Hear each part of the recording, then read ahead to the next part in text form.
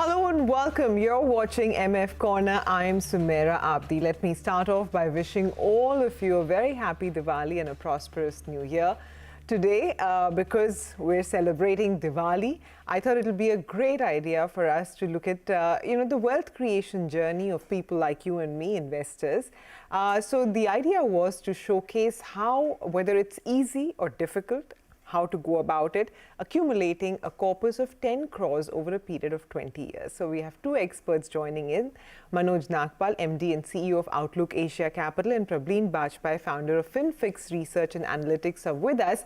And both are going to discuss two different ways to accumulate this money. So Manoj will talk about how to go about it if you're an aggressive investor, and Prableen will talk about how to collect this amount if you're a moderate investor. So Manoj, Prableen, thank you very much for joining in. Manoj, of course, is in the studio with me. So Manoj, thanks very much.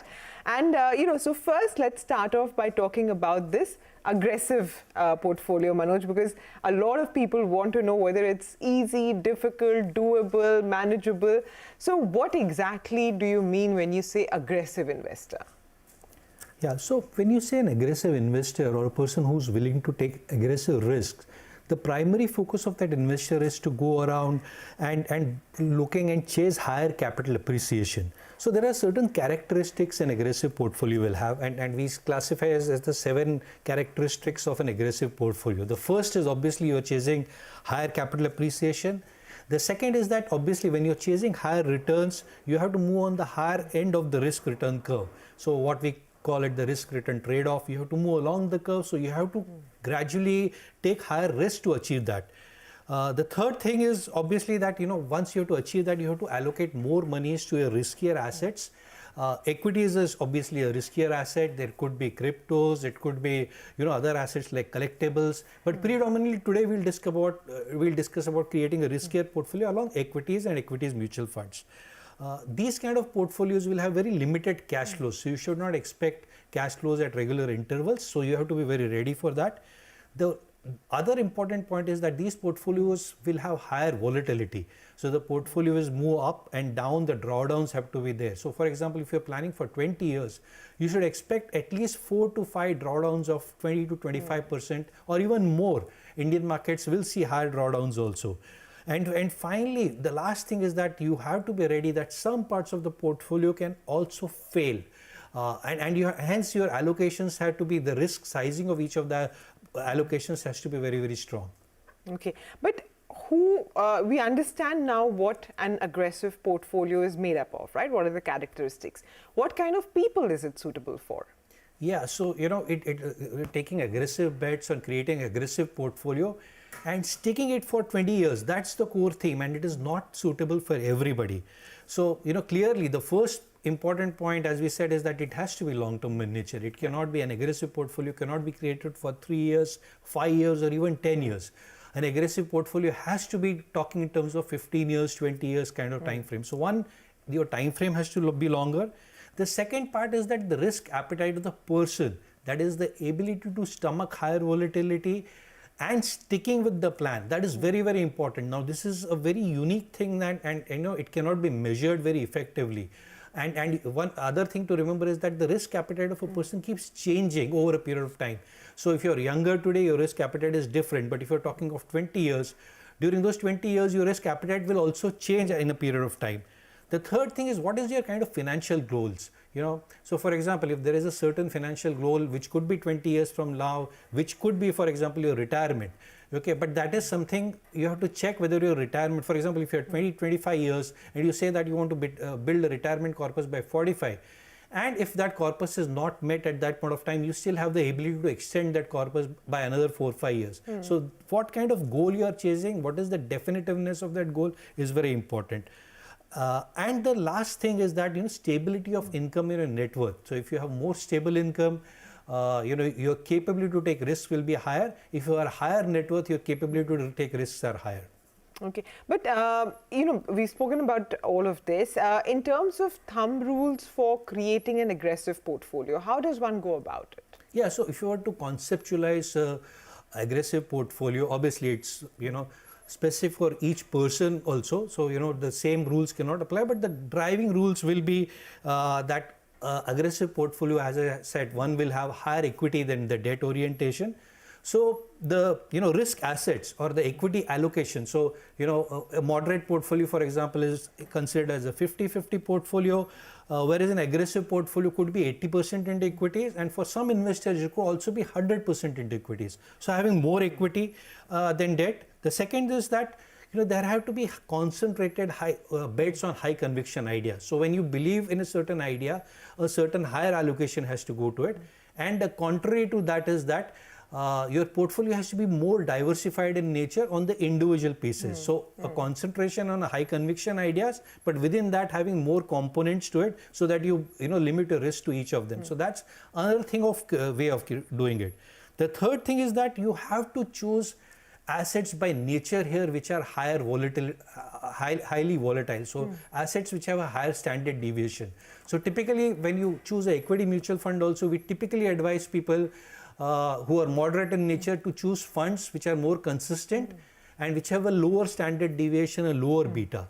But in an aggressive portfolio, you'll advise a person to identify funds which have a higher standard deviation and a higher beta in nature. So that itself is a completely different way of looking at how to construct a portfolio. The other part is that what is your market cap orientation. So typically aggressive portfolio will have higher allocations to small caps, mid caps and lesser to large caps. Again, contrary to where moderate investor will do.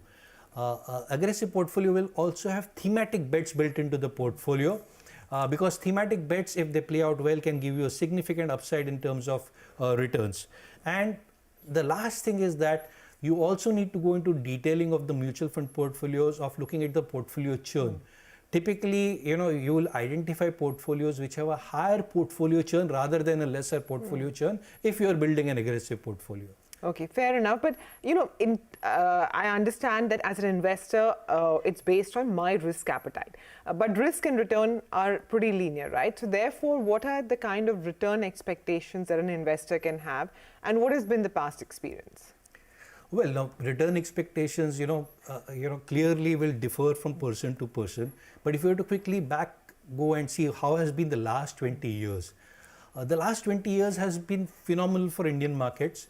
And some people haven't realized what is the compounding effect or the wealth creation that has happened in the last 20 years for Indian markets.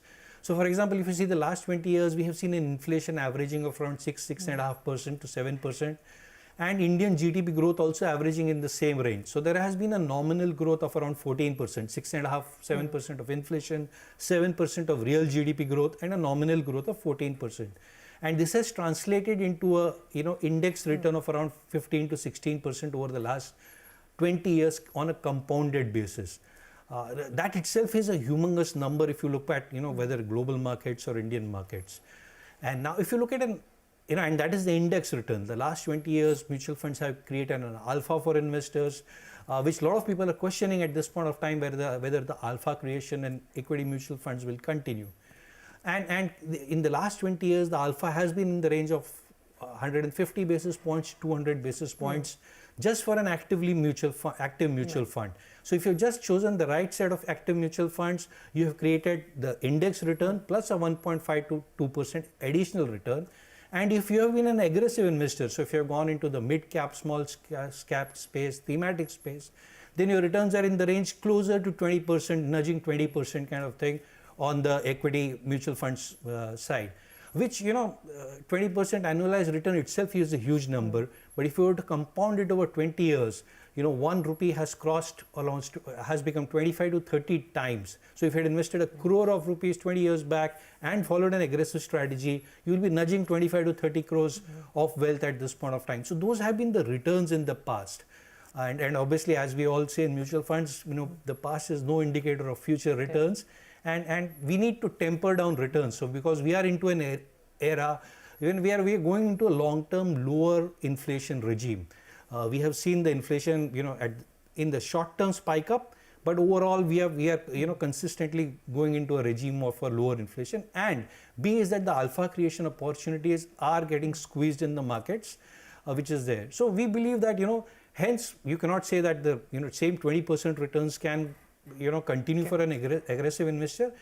But I would say that an aggressive investor still can target a return of in the range of 15 to 16% for an aggressive portfolio in the next 20 years. Okay, and this is not to say that an aggressive portfolio is for everybody, because Manoj has already highlighted what are the kind of characteristics you need to have to be able to build this portfolio and the kind of people it is suitable for. So Manoj, now for the final piece, how do you actually build, how do you put 2 and 2 together and get to 10 crores in 20 years? Well, whenever you're using an aggressive portfolio to reach your goals, one thing we have to always remember is that the best way to get volatility on your side is to start doing SIPs. That seems a very simple statement, but there are basically, that's the way to get volatility on your side, because higher the volatility, better is your averaging that as it goes along. So that is something that people do not understand how SIP can benefit in a more aggressive portfolio. So one way is that you do an SIP, a stable SIP over the next 20 years. The second method could be that you do a lump sum investment today and wait for 20 years and allow that to compound, and obviously you keep adding your inflows as they go along, but that could be other. And the third simple method is create a step up SIP, an SIP which you keep increasing year on year, because your salary is increasing, your income is increasing, and as your income is increasing, you can keep on increasing your SIP amount also. So if you have to deconstruct these 3 things, and you want to start with a lump sum model, then if you are able to set aside 50 to 60 lakh rupees today, build an aggressive portfolio around that, and you're able to achieve 15-16% returns as you go along, your target of 10 crores in 20 years is achievable. Doable. Okay. Yeah. But it may not be easy game for everybody to put 60 lakhs at one go. So the other method, as I said, the SIP, the better method to do it. Now, and then this is where it gets really interesting. If you're doing a lump sum 60 lakhs, as soon as you break it down to an SIP, a monthly SIP of 60,000 rupees, if you're able to do consistently for the next 20 years and you're able to build a, stomach the volatility. One of the things I want to highlight again is that in an aggressive, portfolio, you have to be able to do it in a very disciplined manner, maintain that the volatility and stomach the volatility as you go along, and stomach the drawdowns. So if you're able to do just an SIP of 60,000 rupees per month, which is a fairly reasonable number in today's times, you will be able to reach your goal of 10 crores in 20 years. And finally, if you do an step up SIP, and if you're able to increase the SIP amount 10% every year, you can start with just an SIP of 30,000 rupees per month and still achieve your goal. Wow. So it just sounds, not like a big mountain anymore. It sounds like a small hill that you can climb. Manoj, thanks very much for joining in, and we wish you, your family, and all your colleagues a very happy Diwali. Okay, so we've spoken about the aggressive portfolio, but guess what? The products remain the same, the assets remain the same, the tools like lump sum, SIP, they all remain the same. But what changes?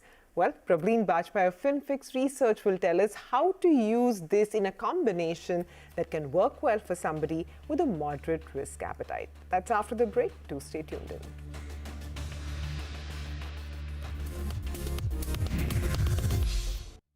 Hi, welcome back. You're watching MF Corner, and this Diwali, we have decided to take a more methodical approach to wealth creation. So if you're thinking of a goal along the lines of creating a wealth of 10 crores over the next 20 years, we're bringing you 2 approaches. Before the break, Manoj spoke about how to build an aggressive portfolio to cater to this.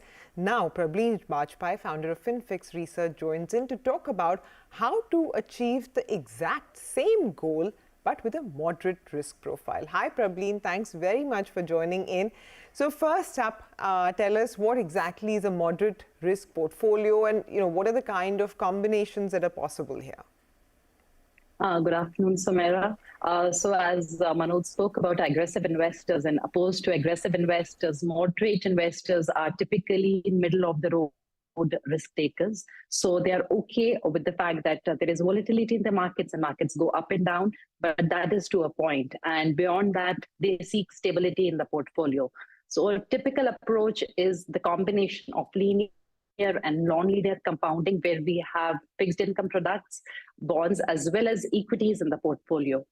And the 2 popular combinations when we are creating a moderate risk portfolio or a balanced approach portfolio are a 50-50 and a 60-40 approach. So 50-50 is typically 50% allocation to equities, which are our growth assets, and 50% to fixed income products. And in the 60-40 combination, we are taking 60% exposure to equities, stocks, and a 40% exposure to our fixed income products. And Sumera, here for our calculations, I'm taking the 60-40 approach. And within the 60-40 approach, I'm taking the return expectations from equities, the 60%, what we would allocate at 12% annualized returns. And I'm taking the fixed income returns expectations at 7%. And when we combine this, we are looking at a 10% return on the overall portfolio for our moderate risk investors. Okay. So Prableen, I mean, for an aggressive investor, I can imagine that, 10 crores in 20 years, not a big deal. It's quite doable, like Manoj mentioned. But is it equally doable for somebody with a moderate risk profile? Because naturally you're trying to invest in, even within the same universe, you're trying to invest in a little more safer or stable or consistent kind of, products.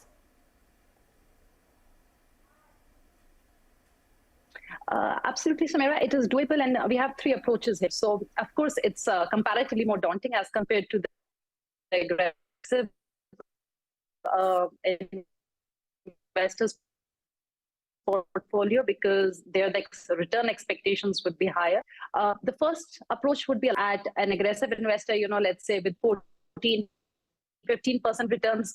Like Manoj mentioned, an investment of about 50 lakhs or 70 lakhs would be good enough. But for our moderate risk investors, this initial investment, if only a lump sum approach is taken, it will be about 1.5 crores. So if 1.5 crores can be set aside today and it can be just left, so 20 years from now at 10%, you get those 10 crores. But of course, it's easier said than done. So this lump sum in itself can be broken down into tranches. So it can be something like 12.5 lakhs for the initial 5 years, followed by 15 lakhs for the next 5, and probably somewhere about 25 lakhs for the next 5. So about a 15-year investment horizon. So that's the first part, if you're only taking a lump sum approach. But then this can come in combination with an SIP as well. So let's just take a look at how SIPs can work in isolation first. If you're just looking at an SIP investment, then with 10% returns, we actually need about 1.3 lakh investment per month, a SIP of 1.35 lakhs, out of which about 81,000 would go into equities and about 55,000 would go into fixed income, which would be your PPF, EPF, and your debt funds. So again, it's a big ask. It may be doable for a couple of people out there, but of course, it is tough. So here, the burden can be reduced a bit by bringing in step-up SIP, where with an investment of about 60,000 in the first year, and then we increase it by 10% the next year. So next year, we do an SIP of 66,000, and by the third year, we are doing an SIP of 72,000. So by the 20th year, Sumera, we are actually doing a SIP of 1.74 lakhs, 1,74,000, and that can also get us to our target of about 10 crores. Okay, but the approach you recommend is the mixed, right? Lump sum and SIP together. Yes, and I think, Sumera, because I think none of us would have those sort of cash flows, so easily, especially if you're in your 20s or 30s. It may be doable for those who are more set in their careers in their 40s and are actually looking to build a retirement corpus. And again, even lump sums actually come, let's say, in the form of your annual bonuses. It can be, part of your fixed income savings, which been done earlier. So I have worked out a combination, I feel, which may be doable for some investors out there, wherein they start off with 10 lakhs for the first 5 years. So they're investing 10 lakhs every year, 5 years, followed by 15 lakhs for the next 5 years. So the lump sum investment is only for 10 years. And Sumera, here in combination with a step-up SIP, wherein they invest only 30,000 a month, the next year it goes to 33,000, then 36,000. This combination can get them to the 10 crore figure with a very moderate risk portfolio at 10% returns. And I think this can work best, but there are various permutation and combinations which can be done with the help of the math based on the individual's, their own situation. Right. So, Prableen, in terms of recommendations, what do you suggest in terms of equity and debt both? Where can or what are suitable investment opportunities? So, of course, government schemes like EPF and PPF and Sukanya Samriddhi, they are wonderful. Of course, they have their own limitations with the amount which can be invested, but they're all at 7.1, 7.6, and 8.1% currently. Along with that, Sumaira, we have wonderful products like target maturity funds now within the debt space. So part of the lump sum can be done. And I think we recently had a launch of a 15-year target maturity fund as well, which is giving about 7.7% returns. Along with that, debt funds, I checked the returns for a monthly SIP of short-term funds, and so all of them have been in the range of 7 to 8%. So I think a combination of these with the fixed income basket and for their equity exposure, I would definitely advocate a combination of active and passive funds. I think passive funds for large cap and mid cap, and I think that can be filled in the remaining with a small cap, a multi cap, or a flexi cap active fund. And I think this can get investors to their target amount without taking too much risk. Okay, so basically that's two approaches. Prableen, thanks very much for joining in. We wish you a very happy Diwali to you, your family, and all of your colleagues. And thanks very much to Prableen and Manoj for bringing us these two approaches this Diwali. So basically, wealth creation is not tough. There are very doable methods out there. Maybe this target was a little too aggressive, but then you have to start somewhere. Depending on your situation, you may choose the target and the time frame. But the whole point is that, asset allocation is a step-by-step kind of process which can actually help you achieve any kind of goals if it's done the right way. Thank you very much for watching. A very, very happy Diwali once again.